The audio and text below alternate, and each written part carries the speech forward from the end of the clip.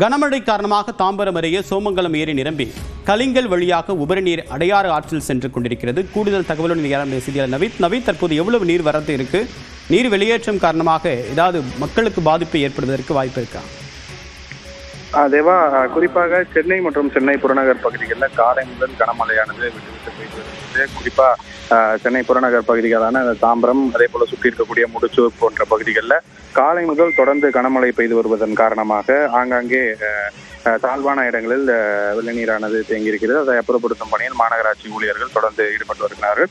இந்த கனமழை காரணமாக தொடர்ந்து காஞ்சிபுரம் மற்றும் செங்கல்பட்டு ஒருங்கிணைந்த மாவட்டத்தில் நீர்வளத்துறை கட்டுப்பாட்டில் உள்ள 15 ஏரிகள் முழு கொள்ளளவை எட்டியிருக்கிறது. அந்த வகையில் குறிப்பாக இந்த அடையார் ஆற்றில் 1000 கன அடி தண்ணீர் தற்போது சென்று கொண்டிருக்கிறது.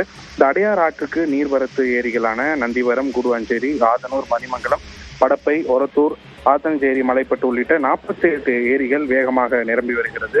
குறிப்பாக சோமங்கலம் ஏரி நிரம்பி தற்போது உபரி நீரானது அடையார் ஆற்றுக்கு வெளியேற்றப்பட்டு வருகிறது. அடையாறு ஆற்றங்கரை பகுதியில் வெள்ள பாதிப்பு ஏற்படாமல் இருக்க முடிச்சூர், பெருங்களத்தூர் பகுதிகளில் செங்கல்பட்டு மாவட்ட கலெக்டர் ஸ்னேகா தற்போது ஆய்வு செய்து உரிய முன்னெச்சரிக்கை நடவடிக்கைகள் எடுக்க அதிகாரிகளுக்கு உத்தரவிட்டிருக்கிறார். அதே போல வரதராஜபுரம் பகுதிகளிலும் நீர்வளத்துறை அதிகாரிகள் தீவிர கண்காணிப்பில் தொடர்ச்சியாக ஈடுபட்டு வருகின்றனர்.